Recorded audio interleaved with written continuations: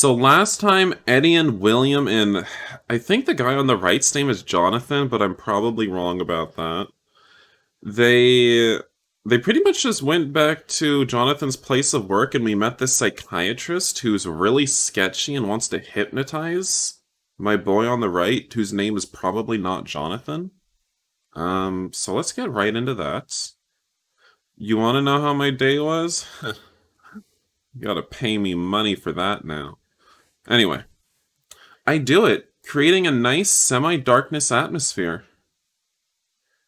Oh yeah, okay, and for everyone who may have been questioning my voice for Dr. Winslow last time, um, remember that his mustache is getting in the way of his words, so that's why he talks all, he has trouble pronouncing his words. That's perfect. Now please, sit down and stay silent. Chris, sit closer to me. uh, his name isn't Jonathan, he doesn't feel like a Joe Star. William and I... No, I'm not calling anyone else. William and I sit down, I'm just explaining, calm down. William and I sit down at a dusty settee on the furthest corner of the room, leaving them some space. Now, Krish, relax. Focus your gaze on the darkness. Oh, I'm doing it too much now. Leave your mind blank. Let my voice seep in. Focus on my voice only. You are in the dark. There's nothing around you. No office. No people, no furniture, or anything else. You're floating in the darkness with my voice as the only real thing around you, close to you.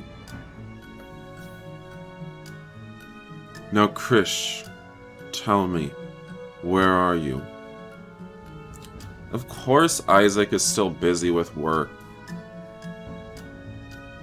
And Isaac said he had 3 days off on Friday, so I don't know how he's still busy with work. He was supposed to play Genshin with me, never did that. He never did that. Okay, his name is Chris, not Jonathan. In the darkness, there's nothing around me. I lean closer in my seat to peer at Chris's face. His expression is blank, but his voice sounds like the one from a man just woken up from a nap, still wrapped in sleep. By my side, William watches the scene with attention, his mouth half open. Excellent. Krish, keep your mind blank, but receptive to whatever images might arrive. Now, are you staring to see anything? Are you starting to see anything? Is there anything hidden in the darkness? He's gonna start calling an hour. Yeah, I bet. Just in time to miss my stream. Chris suddenly gasps and lifts his hand. He examines them, turning them to one side and then to the other, as if he couldn't believe those hands were his. What's in your hands, Krish? Come on, tell me. What are you doing with them? It's a set of scalpels, like the ones doctors use for surgery. Are you a surgeon, Chris? Silence. Direct your questions at me, and I'll pass them to Krish.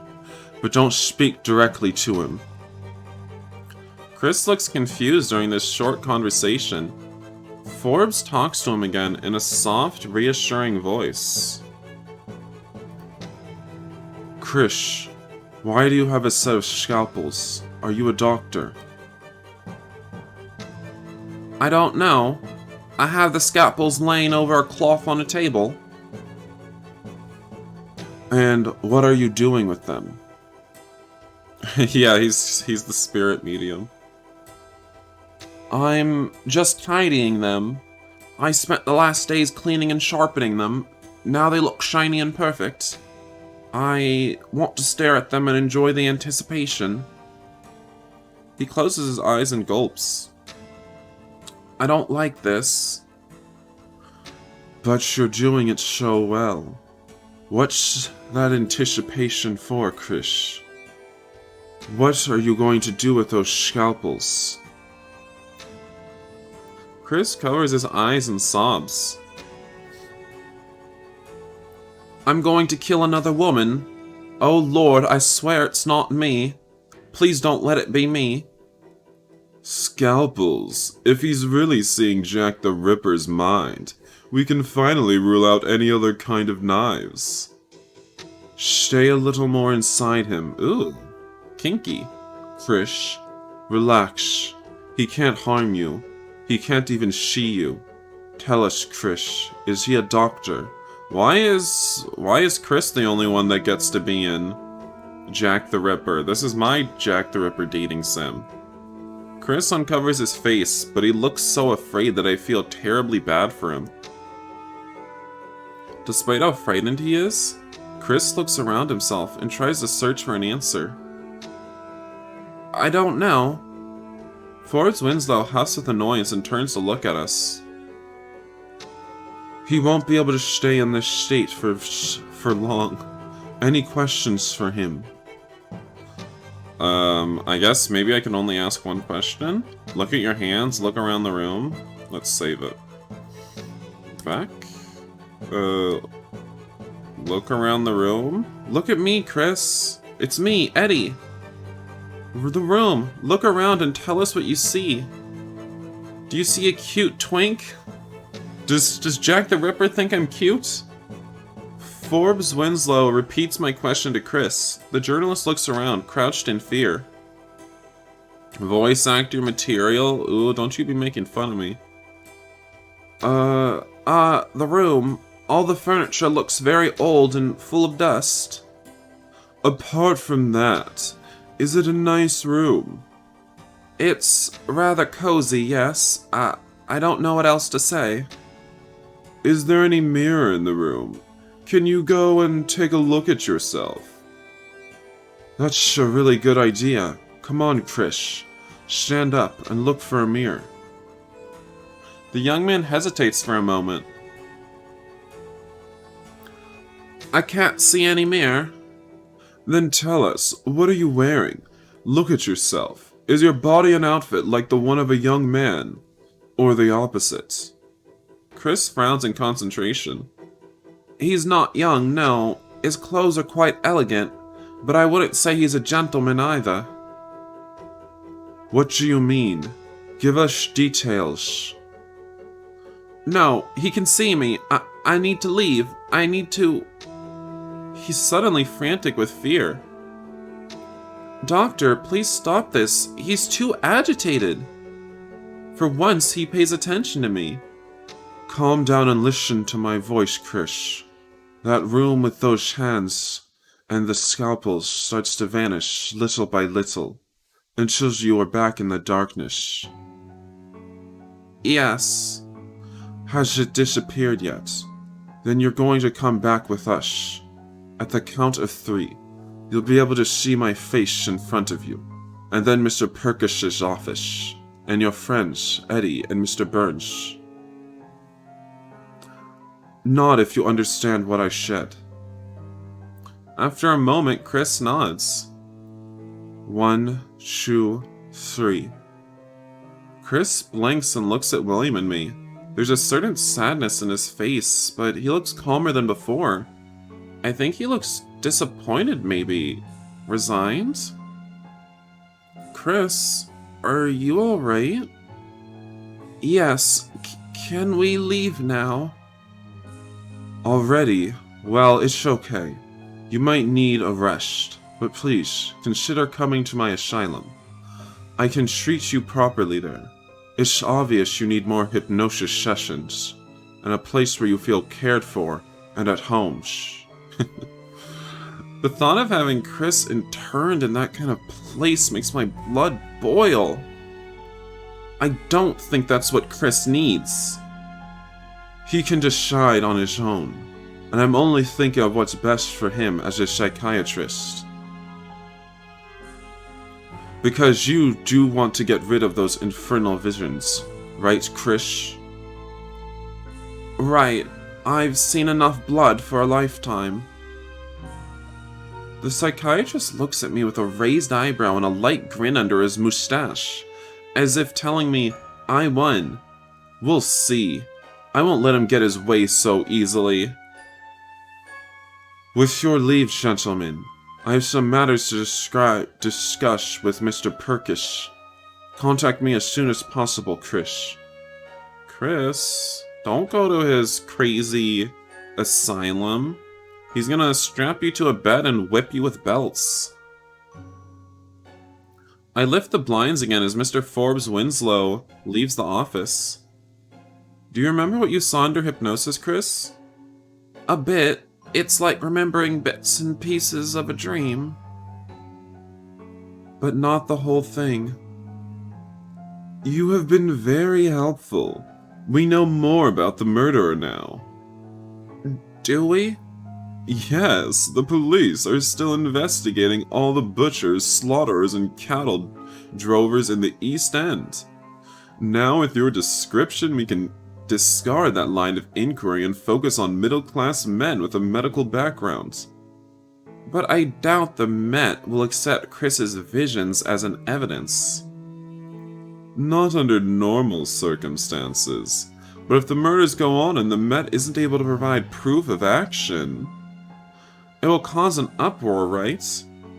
William, we should meet this evening to join the Vigilance Committee. Right, I'll send a note to the police with my report, and then time for a nap. Meet me at 9 p.m. at the Crown.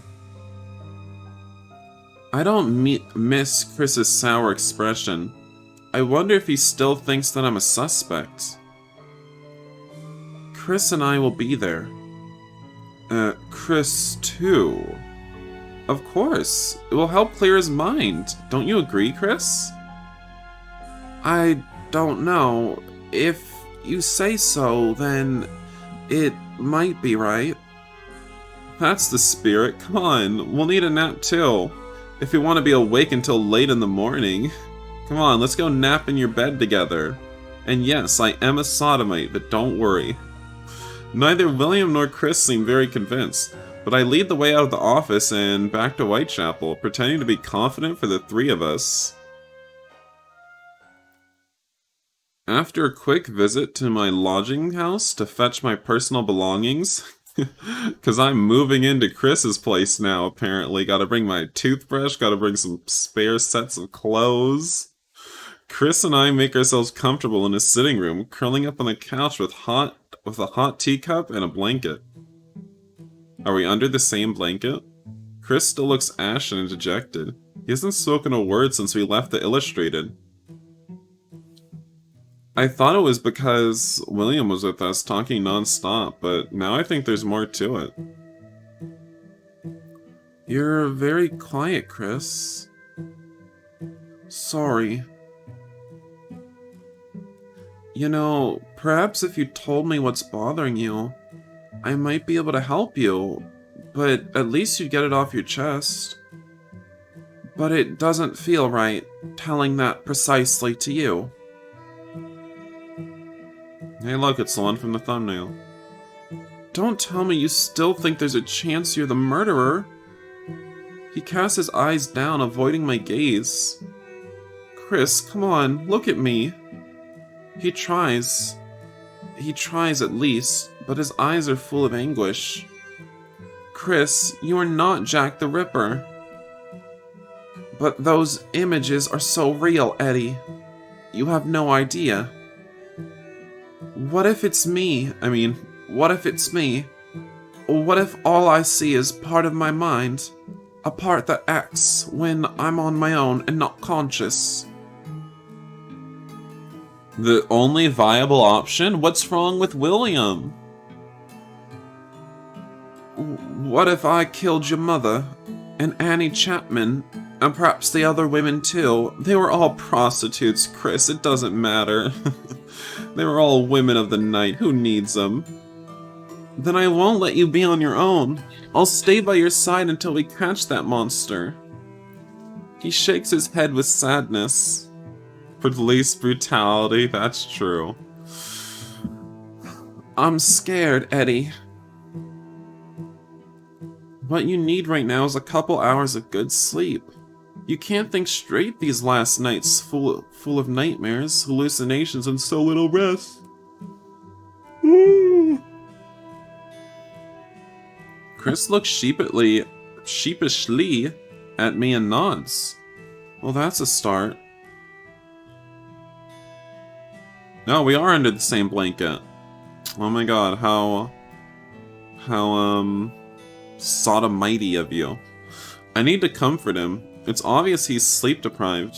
He'll feel much better this evening once he's rested and fed, and we are actively searching for our foe. I spread the blanket over him, covering him up to his chest. Lie down and hug him? Oh my god, let's lie down and hug each other and put our bodies close to each other, and also let's take off our clothes and press our skin against one another. Will you feel better if I sleep with you on the couch? It will be a little cramped, but I can move to the armchair once you're asleep. No. Ouch. Too much physical contact for Chris, I see. I should have guessed it with his bewildered reaction to the first time I touched his shoulder. Oh no. We're driving him away. Don't leave. Stay with me while we sleep, please. I feel better when you touch me. Chris, that sounds... I mean, I know you feel reassured because someone is around, but kind of slutty of you. No, I mean specifically you. I feel calmer when you're touching me. In fact, it's true. He seems to relax when I hold his hand or squeeze his shoulder. He reacted badly the first times I touched him, but that's normal since I was a total stranger.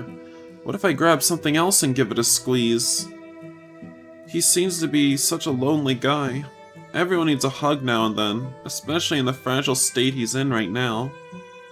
A sudden feeling of tenderness for him makes me smile fondly. I wrap him in my arms, patting his forearms and his back in a reassuring way. How about we lie down and try to sleep? Look at that face, he knows what he wants. What happens next should surprise me, but it doesn't in fact. Kiss him. Oh my god, yes. Was I already expecting it? Who leaned in? You just sort of leaned in yourself, Eddie? You didn't really let him do anything? A little tilt of his jaw and our lips meet in a soft kiss. It's tentative and sweet. A barely there brush of our lips, but a warmth feeling spreads through my chest. When we move apart, his gaze is full of fear. Eddie, I know I'm surely startling you, but I think I'm developing feelings for you. Don't worry, I've slept with hundreds of men before. Hundreds, you say? Hundreds. Well then, he's so cute. But this really takes me by surprise. I'd never, not in my wildest dreams, have imagined Chris would confess to me. Accept Chris's feelings. If I'm honest with myself, since the moment I met Chris, I felt the strong need of protecting him. I've wanted his seed since the moment I laid eyes on him.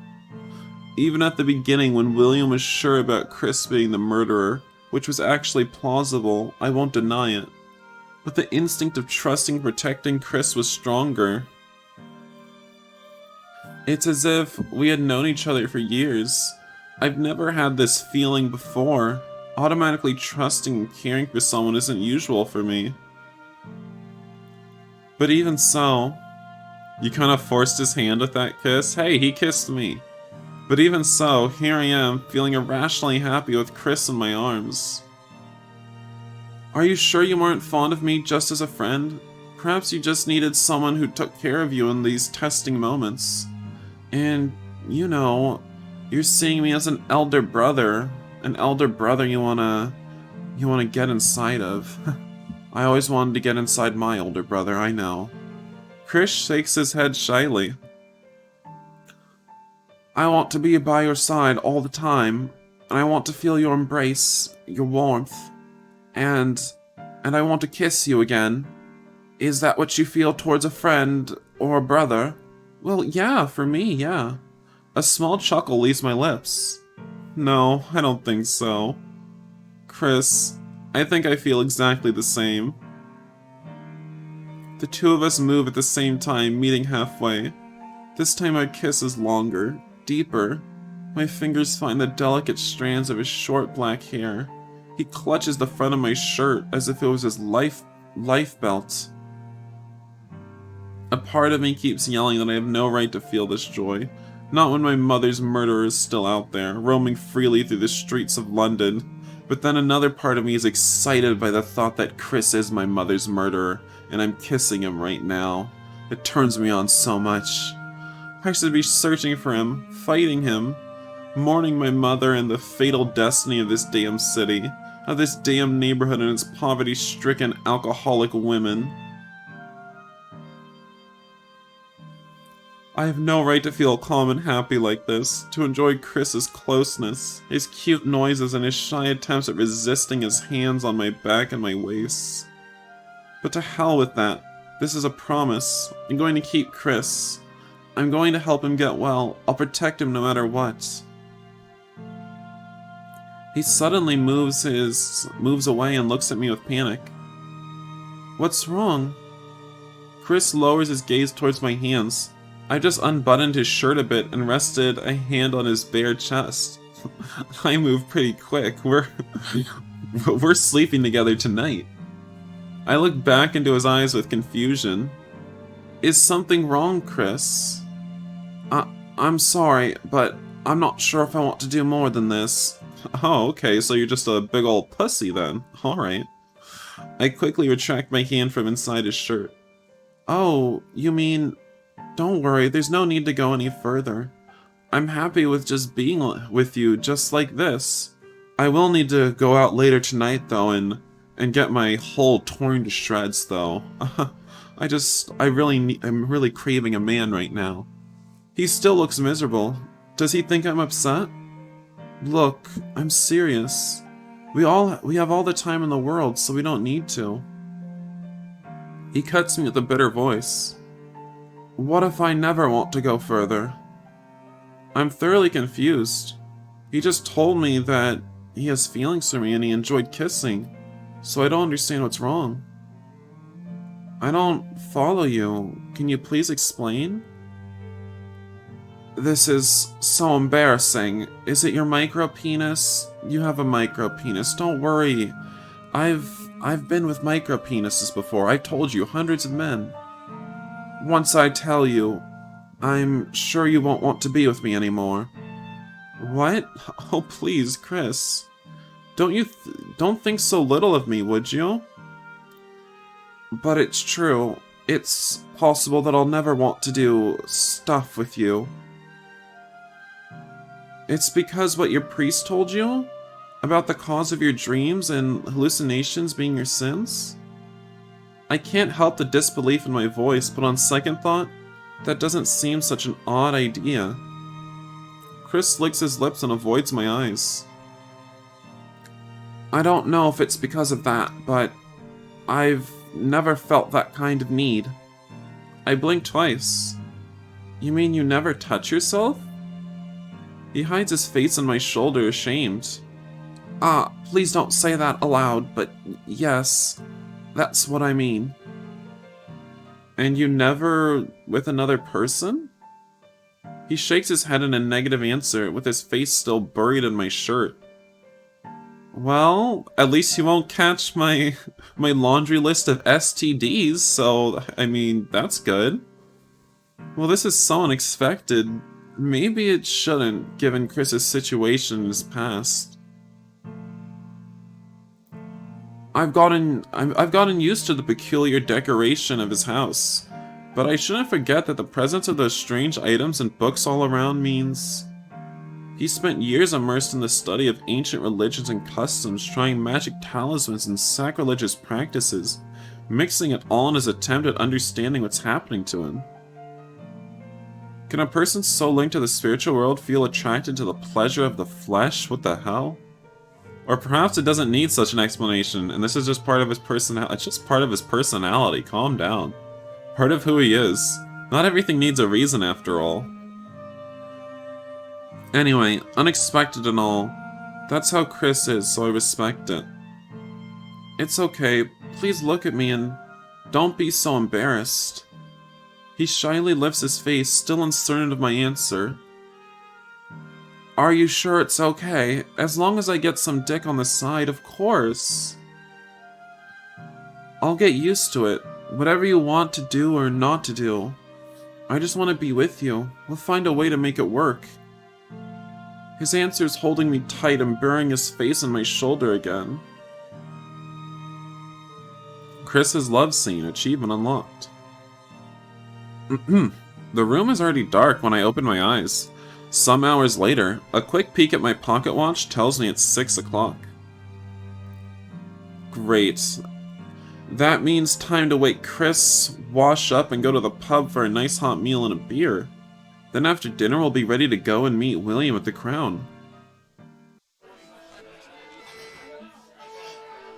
When we arrive at the Crown, the president of the Vigilance Committee, a certain George Lusk, a local builder, tells us the patrols have already formed and dispersed along with many pubs of Whitechapel. So Chris and I walk back to the frying pan, quite certain to find William in there. Eddie, did the Crown's owner tell you I'd be here? No, I didn't ask, but I guess you'd be in the frying pan since we usually meet here. Right. You'd make a fine detective, Eddie. Sheesh, oh come on. So what are we doing now? The volunteers are spread throughout the pub. We're supposed to mingle with the patrons and check if there's any suspicious face or behavior. This is on Steam? Yes? So, we just have some pints and watch? I don't drink alcohol. Wow, Chris, you're actually kind of really boring. Is it too late to get out of this relationship? I'm just kidding. You don't have to drink beer if you don't want to. In fact, we need to be alert and watch out until the pub closes, a bit past midnight. Some paid men will join the patrols once the pubs are closed, and then we'll start walking around our area until dawn. Sounds like a plan. Chris nods by my side. Right then I remember something that has been lurking in a corner of my mind since the morning. Chris, can you order me half a pint, please? He looks down at the coins I'm handing him, but shakes his head like a well-trained puppy. Put that away. I'll treat you. Hey, I'd like another pint too. William. I take something out of my pocket from my jacket. I take something out of my jacket pocket and pass it to William, checking first that Chris is distracted talking to the bartender. Can you use that permit of yours to have something analyzed at the Met's lab? Sure, but what is it? It's one of the pills that shady doctor gave to Chris. The medicine from Dr. Forbes Winslow. Yes, I don't trust him. He only wants to use Chris for his own profits. Forbes Winslow is the only thinks of gaining popularity for being the one who caught the Whitechapel murderer. Like me, you mean? I make a pause and think carefully for a moment. What's the difference between William and that lunatic asylum doctor? Absolutely nothing. In fact, since I came to Whitechapel the other day, I met a number of people whose only goal is making a profit off these gruesome murders. Achieving their minutes, that was a struggle, of fame. Selling more newspapers, their name in huge letters in the headlines. Nobody seems to be thinking about the terrified women who were forced to go out in the fog and drizzle in order to buy a bed where they can sleep for some hours and a paltry dish of lentils to fill their stomachs. As if those women's lives weren't unstable and fragile enough, without a home to come back to, without a future. In the end, I sigh and look at William in the face. No, I know your main goal is becoming famous thanks to this case, but you aren't like Forbes Winslow and Mr. Purkis. You care about people, about the victims. I just had a dream. I just remembered that I had a dream last night where someone attempted the big R on me. I don't know, that just came up because I was thinking about the prostitutes. Crazy. Did I already read this line? You aren't like me or Forbes Winslow or Mr. Purkis. You care about the people, not the No, you care about people. About the victims. And it was a really fat guy, too, that tried to big R me. It was awful. You have the ability to render me speechless, you know. Which reminds me, I never told you that I was going to ask from you if I won our wager. What? But right then, when Chris arrives with our pints of beer and a tonic water for himself. Aye, gentlemen, you're with the patrol, right? Did you try to fight back? I don't know, it didn't happen for some reason in the dream, but then he like took my backpack and that had like all of this was also in China for some reason, but he was white. I don't know why it was in China. But he like stole my backpack and it had like my computer in it too, my laptop, and he basically told me, if you want your stuff back, you better agree to meet me again. But then I kind of just flew home back to America. And yeah, I never got my stuff back. But I was like planning out how to get my stuff back. He also had a knife. He had a knife that he was holding, and it was kind of scary. Anyway. A couple of men with a strong Cockney accent join us and sit at our table. Time to socialize, I guess. Although I'm glad the men are entertained with William's detective stories, so am I. And I can pass unnoticed, so there's no need to tell them I'm the son of Polly Nichols. Tonight, I'm just another concerned Londoner. Alright guys, time to start the patrol. And of course, if you see any minorities being bullied, we have to save them. Just like how I was a hero last night and saved those Jews. The frying pan shuts its door at 12:30.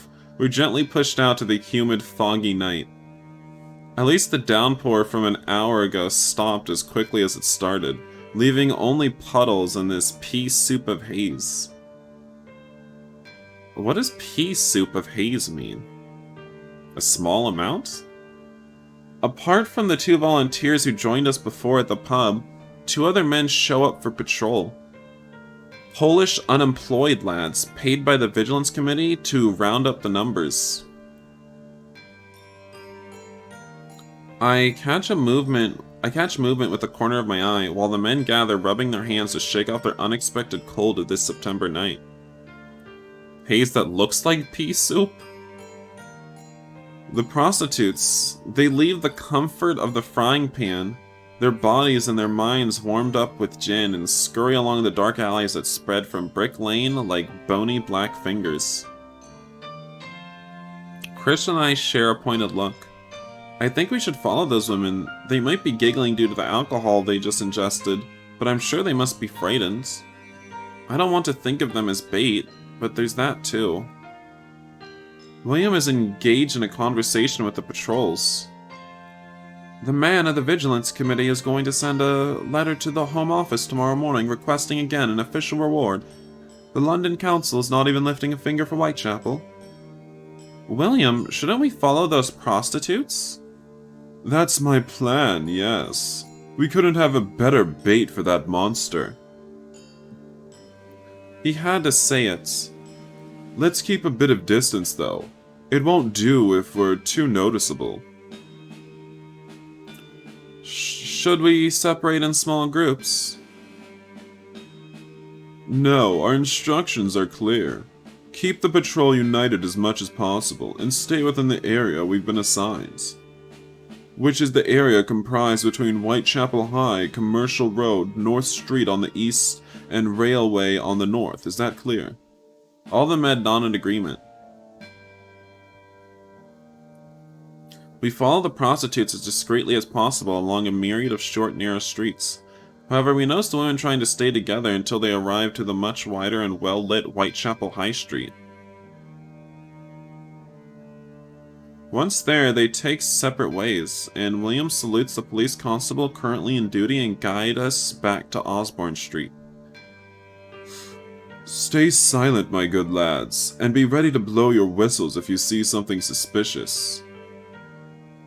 Suspicious? Each street has usually a single gas lamp at the intersection with the crossing street. That means that 30 feet ahead, everything is pitch black. In fact, we get more than one fright when a face suddenly appears in front of us, showing up out of the blue near the dim gaslight. Usually a very silent drunkard going back home. Alright. We wander to the narrow streets aimlessly. Commercial Street and Brick Lane have some movement despite the late hour, with prostitutes, dock laborers, police constables, and the rare handsome cab going through. All of a sudden, Chris flinches and stops in his tracks. Chris? What's happened? But instead of answering, he bolts and starts running down the street. Chris? Forrester. He's running away. Quickly, Eddie, let's go after him. The other men in the patrol look at each other with concern, not knowing what to do, but William gestures them to follow us. I keep calling Chris out, but no answer comes from him. He seems to be in a trance, running at full speed in the darkness, deaf to the world around him. Chris, where are you going? Isn't it obvious? He's trying to dodge us and go ahead with his evil deeds. Don't you understand it, Eddie? He's been the murderer from the start. But I've tasted his tongue in my mouth. What did you just say? There must be another explanation. Shut up and look for him. He's giving us the slip. It's very difficult to see anything in this gloom, and he could have hidden in any of the hundreds of yards accessible from the streets. This neighborhood is truly a labyrinth. The rest of the patrol emerge into Commercial Road and search around in confusion. Chris is nowhere to be seen. Why can't Eddie keep a man for more than a day without him running away? Oh my gosh. I think I saw him taking that street. William clicks his tongue in annoyance and makes a run for Burner Street. The one I signaled. Burner Street is a short, narrow passage, its only remarkable feature being the International Working Men's Educational Club, an East Ender parody of the Gentlemen's Club of the city. But at least that place provides the only source of light in the whole street, so it's not completely pitch black. A glance behind me tells me we've lost the rest of the group. What was that? The Ripper. Run. Eddie, there's a woman. My heart takes a leap at seeing Chris going out from a private yard. A woman? Where is she? Is she... I arrived too late. He was crouched on top of her in the darkness, but he had already cut her neck. Oh no, so was that Jack the Ripper we just saw running past us? Why didn't we chase him? That monster heard you and ran away. Forrester, blow the whistle and wait for the police constable and the rest of the patrol. Stay with the victim. William, let's catch him. We leave Chris behind and run in the direction of our foe, disappeared a moment ago. William and I stopped to catch our breathing at the entrance of James Street, a narrow alley. We're following the sound of the man's running steps blindly, but he's opened up a good lead on us. We'll never catch him at this rate. He's tiring us, and he knows the area better than us. I'm aware it's only a matter of minutes that he finds a good hiding spot and vanishes in thin air. The sound of the whistles comes from different directions around us both. From the cops and from the patrols, the sound of the yells and steps are coming closer. Which is good news because that means we'll get help. But also bad news because the Ripper's sounds are already covered by their noise. Stay at this end of the street. I'll run to the other end and chase him from there. He'll be cornered. Okay, great. I'll fend him off myself when he comes charging at me. He runs off to the next alley and up the wider Cannon Street, where the murderer can't venture unless he wants to be seen. I cautiously walk towards the street, checking with my eyes all the possible hideous gates, open hallways, rubbish. To be honest, it's too dark to see a damn thing. The street narrows into a short passageway, barely 10 feet wide. Perhaps William okay, alright, the train is now boarding, please get on. William was aware of this spot. It's the perfect place for a murderer to hide from his pursuers. Oh my god, I get it! I'll get on the Polar Express, so please stop blowing your whistle. I try to be as silent as a cat. The only sound in the alley are the whistles and my mad heartbeats. All of a sudden, an empty barrel falls over, rolling down to the center of the way, and a shadow jumps towards me. Wow, did he just throw a knife? Ah! A knife? Eddie! William comes running and kicks the man's hand. The knife falls with a light clink. Before I can react and join forces with William, the foe shakes him off, retrieves his knife, and jumps inside a backyard. Quick as a cat and slippery as a fish. Damn. William's about to follow him, but then he turns to look at me and freezes. Eddie, are you hurt? At that very moment, a bunch of men step into the street, their heavy boots resounding in the eerie night. That gate, the murderer jumped over the fence and ran into that backyard. Some bobby helms shine in the darkness, already chasing after my attacker. A small group of men in modest caps follow them. I can't see their faces well, but my bet is that they're this area's patrol. William hesitates for a moment before joining the men. He turns towards me and pats my shoulder. Eddie, go back to the crime scene with Chris Forrester, and get that wound seen by a doctor, you hear me? So we did get cut up? Yeah. A long vertical gash runs through my thigh. I don't think it's too deep, but it hurts. I can't run after the Ripper like this. With a final nod, William leaves through the gate leading to a backyard. We got messed up. I press my handkerchief onto the wound. It keeps bleeding. Cursing. I went back to Burner Street. Maybe we can guilt Chris into sex now that we're wounded. Eddie, what happened? Are you okay? I gesture to my thigh. More or less, but it's nothing serious, don't worry. He comes closer and stares at my wound with visible concern. Around us, a small crowd is starting to fill the narrow street. A police constable is keeping guard in front of the gate that leads to the yard where the dead woman is. Two of our patrol members have run in search of a doctor, while the other two are trying to keep the curious faces out of the way. Obviously, the concert of whistles has awakened half of Whitechapel. Chris and I join them, making a human barrier between the gate and the onlookers. The Working's Men Club has opened its doors on its bar and has started serving gin and ale, despite the cop feeble protests. What is that? What?